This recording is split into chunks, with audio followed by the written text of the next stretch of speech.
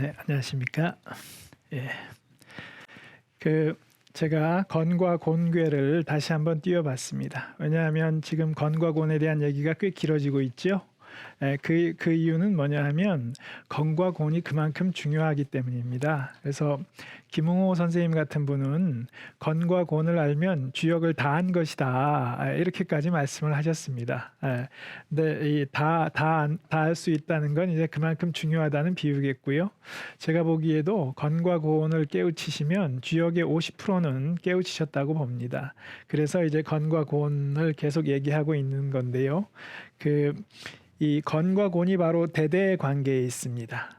건과 곤이 바로 대대 관계에 있고 이 대대를 형성한 것이 바로 태극기에 있는 태극입니다. 그래서 오늘은 이 대대라는 관점에서 그리고 태극이라는 관점에서 건과 곤을 한번 다시 새로운 각도에서 살펴보시면 좀 더 건의 길이 어떤 것이고 곤의 길이 어떤 것인지 아실 수 있을 거라고 봅니다. 그래서 건과 곤을 나란히 배치해 봤고요. 다음으로 넘어가서 이렇게 해서 이제 곤의 길을 설명드렸고요. 그런데 곤의 길은 건의 길에 비해서 좀 복합적이라서 여전히 명쾌하게 안 와닿을 것입니다. 그러면 그 곤의 길을 어떻게 하면 알 수 있느냐? 건과 비교하면서 계속 보시면 알 수 있는데 제가 이 대대를 설명드리고 이제 태극이 저희 태극기에 태극 있죠? 태극이 바로 건과 곤이 맞물려 순환하는 것입니다. 그 태극을 통해서 다시 한번 건과 곤의 의미가 뭔지를 다시 한번 설명드릴 겁니다. 그렇게 해서 태극을 통해서 다시 한번 보시면 또 조금 더 이해가 되실 거라고 생각이 됩니다. 그래서 태극을 설명하기 전에 대대를 먼저 설명드리려고 합니다. 대대라는 거는 뭐냐 하면 이 대대라는 개념도 추상적이기 때문에 제가 한번 설명을 저 나름의 궁리한 방식으로 한번 설명드려 보겠습니다. 자, 여러분 이 화면에 뭐가 보이시나요? 화면에. 제가 책에도 사실 이렇게 해서 그림 17인가 해서 이렇게 올려놨거든요. 그랬더니 담당 편집자가 지금 그림이 와야 되는데 안 왔다고. 근데 제가 원래 백지를 그림이라고 보내드린 거였거든요. 지금 뭐가 보이시냐고 제가 말씀드리면 아무것도 안 보이죠. 뭐냐면 비어 있습니다. 비어 있죠. 비어 있고 이 비어 있는 상태를 불교에서는 공이라고 말합니다. 공. 도교에서는 뭐라고 말하냐 하면 허라고 말합니다. 허. 비어 있는 상태. 공허. 그러면 제가 다음 그림 한번 보여드리겠습니다. 이거 비어 있죠. 아무것도 안 보이죠. 그렇죠. 다음 그림 한번 보여드리겠습니다. 이 그림은 뭐냐 하면 유명한 건축물인데요. 보실까요? 이 르꼬르비지에라고 현대 건축의 거장인데 이 건물이 빛의 건축이라고 불리는 건물입니다. 롱샹 성당이라고 프랑스에 있는 성당인데 이 건물의 별명이 빛의 건축입니다. 빛의 건축. 그래서 이 꼬르비지에가 한 말인데 빛은 분위기와 공간의 느낌을 창조하며 또한 구조를 표현한다. 이 건물의 빛이 보이시죠? 빛 보이시죠? 이런 빛들이 아주 인상적이죠. 그러면 다시 한번 이걸 보시고 아까 그림으로 돌아가 보겠습니다. 이제 여기 뭐가 있는지 보이시나요? 여기 뭐가 아까 그림 보고 보이시지 않나요? 빛이 있죠, 빛이. 이게 빛의 건축이죠, 빛의 건축.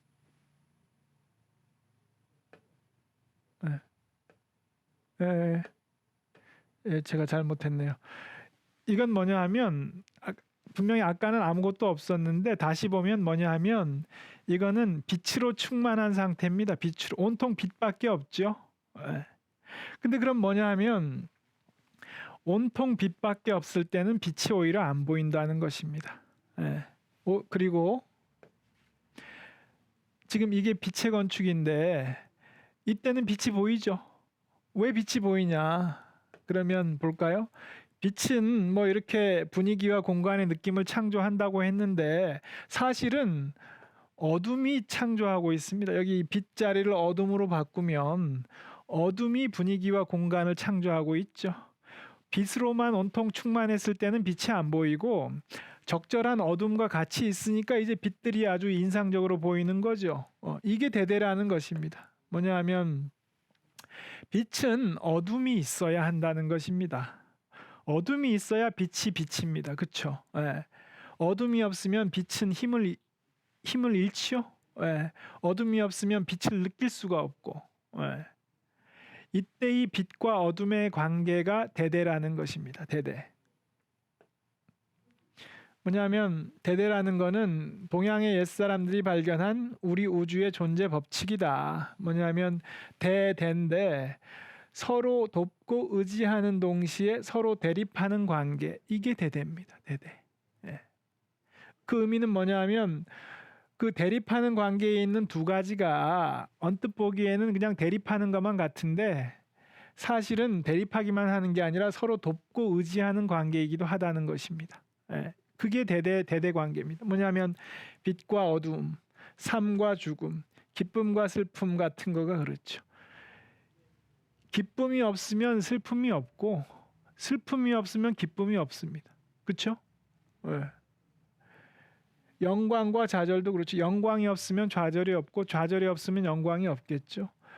그런데 이게 이 사례를 몇 가지 들었는데 이 몇 가지 사례만 그런 게 아니라 우리 우주에 존재하는 모든 것은 대대라고 봤습니다. 모든 것은 대대로서 존재한다. 이게 이 대대라는 개념인데 이게 서양에서는 최근에 이걸 발견을 했습니다. 뭐냐하면 제가 첫 시간에 얼핏 말씀드렸는데 닐스 보어라는 그 20세기에 이 노벨 물리학상을 탄 물리학자인데 양자역학의 토대를 놓은 사람인데 이 닐스 보어가 상보성이라는 것을 발견을 했습니다. 뭐냐면 물리적인 세계에서 대립하는 두 가지 성질은 사실은 서로 보완하는 관계에 있다. 그래서 이 보어가 정립한 명제가 뭐냐 하면 대립적인 것은 상보적이다. 유명한 명제입니다. 그래서 닐스 보어가 이 노벨 물리학상을 탔는데 그래서 그 공로로 이제 덴마크 사람인데 덴마크 정부에서 덴마크 왕실에서 기사자기를 주겠다. 그런데 그 기사자기를 수여할 테니 그 수여식 때 니네 가문의 문장을 제출해라. 뭐냐면 기사는 귀족이기 때문에 가문의 문장이 있어야 됩니다. 근데 보어는 없었거든요. 그런 거 없었는데 이제 덴마크 왕실에서 니네 가문의 문장을 제출해라고 하니까 가문의 문장을 자기가 만들었어요. 없으니까. 그때 이게 만든 겁니다. 태극이 있죠. 왜냐하면 보어가 그 친구 중에 동양학자가 있어서 주역을 알고 있었거든요. 그래서 이런 이 상보성의 원리도 이 주역에서 상당히 영향받은 게 아니냐 이런 추측이 있는 것입니다. 그래서 이제 보어가 만들었고 여기 있는 이 문장이 바로 요겁니다. 대립적인 것은 상보적이다. 이렇게 돼 있는 것이죠. 대대죠. 그 아까 말씀드렸던 대대죠. 대대. 대대가 무엇이냐? 또 한번 쉽게 생각해 보면 여기에 이 한자가 있는데 이게 원수 구자입니다. 원수 구. 그런데 이 원수 구자의 두 번째 뜻으로 짝, 자신의 짝, 동반자라는 뜻이 있습니다.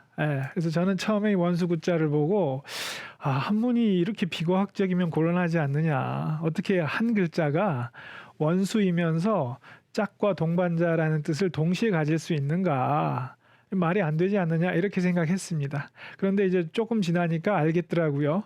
그 원수이면서 동시에 나의 동반자인 사람이 있죠. 다들 아시죠? 부부관계가 그렇죠. 부부관계가 이 부인이 남편을 볼 때 아유 왼수다 왼수지 이렇게 말하죠. 또 있습니다. 부모가 자식을 볼 때 그러죠. 자식이 아니라 왼수다 왼수 이러죠. 구가 바로 그런 뜻입니다. 원수이자 동반자라는 것이죠. 대대가 바로 이런 것입니다. 대대가 언뜻 보면 대립하기만 하는 것 같은데 다시 보면 동반자라는 얘기입니다. 대대가.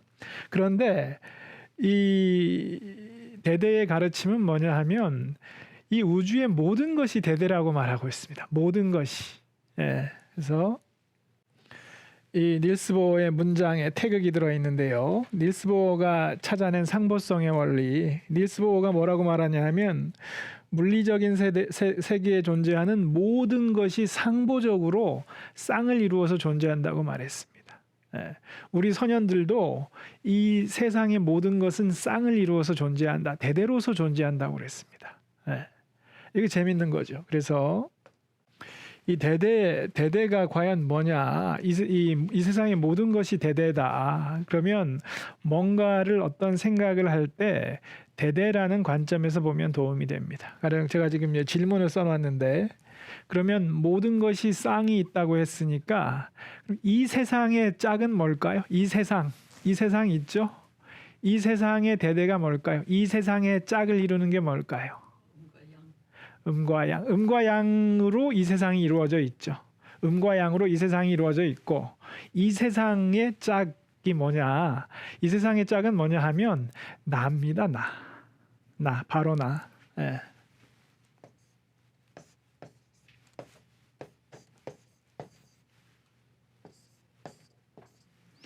세상이 있고 나가 있을 때 세상과 나는 대대입니다.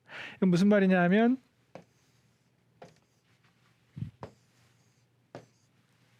대대라는 것은 서로 영향을 주고받는 것입니다. 예. 세상이 나를 돕는 존재이고 나도 세상을 돕는 존재라는 겁니다. 반대로 대립하기도 한다고 했죠. 세상은 나를 괴롭히는 존재고 나는 세상을 괴롭히는 존재입니다. 맞죠? 가만히 생각해 보시면 이 세상을 살아나가는 게 쉽지 않죠. 이 세상이 왜 도대체 나를 가만히 안 두고 이렇게 괴롭히나 싶을 때 있죠. 그렇지만 거꾸로 생각해 보면 그러면 나는 세상에 시달리기만 하고 있느냐? 그게 아니라 세상의 도움도 받고 있습니다. 그렇죠? 그게 대대죠. 대립하기만 하는 게 아니라 서로 의지하는 관계라는 것이고 거꾸로 세상도 나에게 의지하고 있습니다. 네. 나도 세상을 괴롭히고 있고 동시에 나도 세상을 도와주고 있습니다. 세상과 나는 대대입니다. 이거 한번 잘 생각해 보시면 의미가 있습니다. 그래서 뭐냐면 이 대대라는 거는 우리 사고의 형식을 잘 설정해 줍니다. 형식. 우리 유교가 형식적이다 이런 비판을 하는 사람들이 있는데요. 그거 아주 잘못된 생각입니다. 왜냐하면 이 형식이 중요하지 않다 이렇게 말하는 사람은 제가 보기에는 아직 세상 경험이 부족한 것입니다. 왜냐하면 형식이라는 건 구조를 결정하지요. 구조를. 그리고 구조는 내용을 결정합니다. 우리가 집을 지을 때 설계할 때 구조를 잘 짜야지요. 집 설계할 때 구조를 잘 짜야 된다. 이건 누구나 동의하는데 형식이 중요하다 이러면 또 반발하지요. 근데 형식이 바로 구조입니다. 형식이. 그래서 이런 대대가 왜 중요하냐 하면 이 대대라는 관점에서 이 세상을 보시면 사고의 형식을 잡아주기 때문에 사고의 구조를 잡아주기 때문에 도움 얻는 바가 있을 것입니다. 가령 세상과 나가 대대라는 것도 한번 생각해 보시면 도움이 되지 않을까 싶습니다. 이 세상이 나를 괴롭히는데 괴롭히기만 하는 게 아니다. 이 세상은 나를 도와주기도 하는 것이라는 거고 나도 이렇게 받았으니까 나도 이렇게 돌려줘야죠. 도움받은 것도 돌려줘야 되는 것이고 괴롭힘 받은 것도 좀 괴롭혀줘야 됩니다. 이 세상을 괴롭혀준다는 건 뭐냐 하면 이 세상이 그냥 뭐 그냥 다 좋게 흘러갈 때 아니다. 그렇게 하면 되겠습니까? 라고 말을 해야 된다는 것입니다. 그게 이 세상을 괴롭히는 거죠. 그냥 다 좋은 게 좋은 거라고 굴러갈 때 아니다. 그거는 고쳐야 되지 않습니까? 라고 말하는 게 내가 이 세상에 영향을 미치는 거죠. 그리고 주역에서 저민들이 발견한 건 뭐냐면 나가 이 세상에 영향을 미칠 수 있다는 겁니다. 뭐냐면 나의 행동에 따라 길흉이 바뀐다고 말씀드렸죠. 저민들이 그걸 발견했습니다. 그 길하고 흉한 것이 결정되어 있지 않고 내가 어떤 선택을 하느냐에 따라 길하고 흉한 것이 바뀐다는 걸 발견했죠. 이게 아주 의미가 있는 것입니다. 뭐냐면 나는 이 세상에 영향을 미치고 이 세상을 바꾸어 나갈 수 있다. 그런 것을 발견한 것입니다. 그래서 이게 대대라는 거의 의미입니다. 제가 여기 실험 한 가지라고 써놨는데 이거 한번 해볼까요? 실험을. 이 TV 시청하시는 분 아주 간단한 실험이니까 한번 해보실까요? 여러분 오른쪽이 어느 쪽입니까? 한번 가르쳐봐 주십시오. 오른쪽 어느 쪽입니까? 예. 그런데 제 말 듣고 따라하신 분들 다 틀리셨습니다. 오른쪽 이쪽입니다. 예. 여러분들 지금 저하고 반대쪽을 가르치셨죠? 예. 여러분 다 틀리셨습니다. 왜 이런 일이 벌어질까요? 기준이 다르기 때문이죠. 기준. 예, 저는 저를 기준으로 오른쪽을 가리켰고 여러분은 여러분을 기준으로 오른쪽을 가리키셨죠. 이게 무슨 얘기냐 하면 이 세상의 중심은 나라는 것입니다. 이 세상의 중심은. 이 세상의 중심은 다른 누구도 아니고 나입니다. 나. 그렇죠? 예. 그렇기 때문에 세상의 대대는 나입니다. 예. 왜냐하면 세상이라는 걸 추상적으로 생각지 마시고 세상이라는 건 뭐냐 하면 나의 주변에 있는 사람들입니다. 아주 쉽게 말하면 나의 주변에 있는 사람들, 내가 살아오면서 지금까지 만난 사람들, 앞으로 살아가면서 만나게 될 사람들, 그 사람들이 나의 세상을 이루어주는 사람들이죠. 네. 그 가운데 나가 있습니다. 그리고 이 나의 세상의 중심은 나입니다. 네. 그렇기 때문에 내가 중심을 잘 잡는 것이 중요하고 또한 이 세상의 대대가 나인 것입니다. 세상의 대대는 나다. 한번 좀 두고두고 생각해 보시면 도움이 되는 어떤 사고의 구조다, 사고의 형식이다 이렇게 생각합니다. 그래서 이 태극이죠. 오늘날 태극기의 태극하고 모양이 좀 다른데 이게 옛날의 태극은 이렇게 생겼습니다. 그래서 건과 고온의 대대를 형상화한 것이 태극입니다. 여기 건의 1단계, 2단계, 3단계, 4단계, 5단계, 6단계 가는 거 보이시죠? 이렇게 건이 6단계까지 가면 건이 항룡유회, 이 지나친 상승 때문에 무너지면서 고온의 시기가 열립니다. 그래서 고온이 1단계, 2단계, 3단계, 4단계, 5단계, 6단계까지 맞물리는 거죠. 서로 이렇게 맞물리면서 돌아가는 것. 이것이 태극입니다. 그래서 이 태극은 바로 대대의 철학을 말한 것이다. 뭐냐면 건과 고온이 서로 맞물려서 돌아가고 있죠. 예, 건과 고온이 맞물려 순환하면서 둘이서 함께 원을 이루고 있죠. 전체로서 원을 이루고 있죠. 이게 바로 그 대대를 상으로 표현한 것입니다. 대대라는 게 뭔가 상으로 표현한 것입니다. 가령 이게 어떤 이 모양을 한번 잘 보시면 6단계가 항룡유회인데 이 6단계가 오로지 순간으로만 존재하고 있죠. 이렇게 회전을 합니다. 5단계에서 뭐냐면 5단계에 머무르면 비룡제천 계속 자신의 천명을 다하면서 행복하게 살 수 있는 거죠. 사람이 그러지 못하고 5단계는 뭐냐 하면 곤도 1단계가 남아있죠. 나와 반대되는 곤, 아주 지긋지긋하게 나를 매일 반대하고 내 이 뒷다리를 잡고 늘어지는 저놈, 저 곤이 1단계가 살아 있습니다. 그러니까 내 저놈마저 없애야 되겠다. 오로지 나만으로 가득 찬 세상을 만들겠다. 이렇게 해서 이 6단계로 갑니다. 이 점점 곤을 몰아내는 거죠. 그렇게 해서 다 몰아냈다. 오로지 이 세상은 나 혼자 꽉 찼다라고 한 순간 예상치도 못하게 뒤에서 곤이 다시 생겨납니다. 그래서 6단계의 이 가득 찬 것은 순간으로밖에 존재하지 못한다는 것입니다. 주역이 가장 경계하는 게 뭐냐 하면 가득 차지 말라는 것입니다. 가득 찬 거는 결코 유지할 수 없다. 이거는 뒤에 다른 교회에서 나오기 때문에 다른 데서 말씀드리겠고 항룡은 절대 유지할 수 없습니다. 그래서 이제 무너지면서 곤이 시작되는 거죠. 그래서 이건 태극은 뭘 말하냐 하면 나와 다른 남을 인정하고 남과 함께 해야 된다. 그것이 건강한 것이다를 말하고 있는 것입니다. 나와 반대되는 나와 대대를 이루는 저 원수. 아까 원수 말씀드렸죠. 원수가 원수이기만 한 게 아니라 동반자이기도 하다고 말씀드렸죠. 정말 지긋지긋한 원수지만 그러나 동시에 나와 이 동반자를 이루는 저 존재와 같이 가야지 건강할 수 있다는 것을 말하는 것입니다. 그 상대방과 같이 할 때 원을 이룰 수 있다는 것입니다. 원. 이 원이 왜 중요하냐 하면 이 원이라는 것은 완전 무결함을 상징합니다. 원. 그래서 그 인류 문명에서 원이 신을 상징합니다. 신.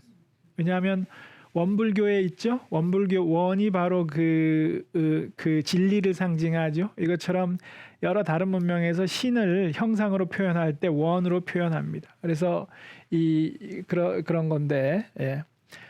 그리고 또 하나 좀 보고 넘어가시면 이 고태극의 모양 요 하나를 보시면 이 모양 어디서 많이 보지 않으셨나요? 예. 이 모양이 뭐냐면 태아의 모양하고 비슷하고 고곡 있죠. 고곡. 우리나라에서도 많이 발견됩니다. 고곡, 신라 금관이나 가야 유물에서도 많이 나오는 고곡. 이 고곡이 바로 태극의 모양인 것입니다. 예. 그리고 이게 용이기도 하고 용. 왜냐하면 건과 곤이 다 용이거든요. 용. 예. 곤의 6단계에서 들판에서 용들이 싸운다고 그랬죠. 건과 곤이 싸울 때. 그래서 이 고곡의 모양은 태극이기도 하고 용이기도 하고 태아로 상징되는 생명을 상징합니다. 그래서 이 건과 곤이 맞물려 돌아가는 모습은 생명의 용트림입니다. 생명의 용트림을 상징하는 모습입니다. 그게 태극인 것이죠. 그럼 이 태극이 왜 중요하냐? 이거는 다른 것과 비교해 보면 알 수 있습니다. 태극이 왜 중요한지.